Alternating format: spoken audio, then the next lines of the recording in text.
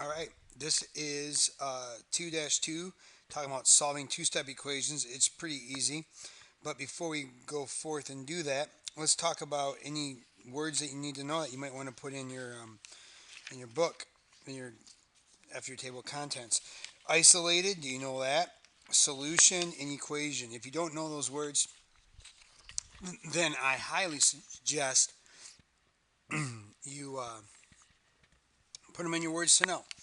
Solving a two-step equation is real simple. It is always two steps. The first thing you're going to do is you're either going to add, subtract, that is it. Then the next step will either multiply or divide, depending on the situation. So for this one right here, first thing I'm going to do, I'm going to subtract 3 because I want to get the 2x by itself. So I got 2x equals 12. Now I go 2, divide by 2 to both sides. So I get x equals 6. To double check to see if I'm right, I go 2 parentheses 6 plus 3 is that 15. Okay, 2 times 6 is 12 plus 3 is 15, and it is in fact that. So you got to guide it on your paper. Why don't you go ahead and see if you can do the got it. On the got it, you're going to add 3, then you're going to multiply by 2. Okay? So this one, here's the story problem. Is you are making a community bulletin board to advertise community service opportunities in your town. You plan to use half a sheet of construction paper for each ad. You need 5 sheets of construction paper for a title banner. You have 18 sheets of construction paper. How many ads can you make? So what you know is that it's a half a sheet per ad. You have 5. You need paper for the banners, 5 sheets, and the total paper is 18 sheets. You need the number of ads you can make. So if I say A is the number of ads you can make, I think I could set up something like 1/2 A, because you need half a sheet, so 1/2 A plus 5 sheets is going to be equal to my 18 sheets. Okay, so then here what I'm going to do is I'm going to subtract 5 from both sides. I get 1/2 A equals 13. And then A is being divided by 2, so what I'm going to do is I'm going to multiply both sides by 2. And so what I get is A equals 26. Now I can check to see if this works. If I take half of 26 and I add 5 to it, is that 18? Let's see. Half of 26 is 13. 13 plus 5 is in fact 18. We are good. That's awesome. All right, you have a got it. Why don't you take some time, pause the video, and do the got it, and I'll see you back in a minute. 3. Here's another example. This one's a little different because you have x minus 7 over 3 equals negative 12.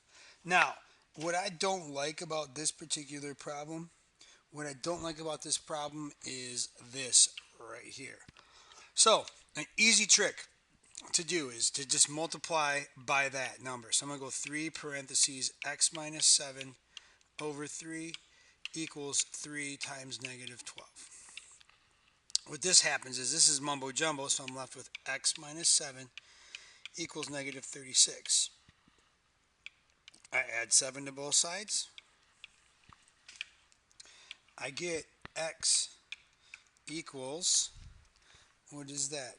I get x equals negative 29. Now I can check to see if this is correct. I can do negative 29 minus 7 and divide that by 3 and see if that is negative 12.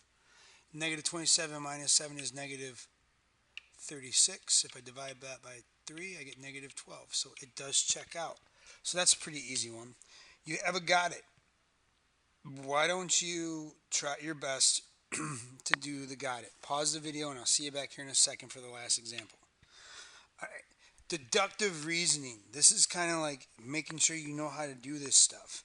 So what is the solution? Negative t plus 8 equals 3. Justify each step. So what I would do is I would just do this.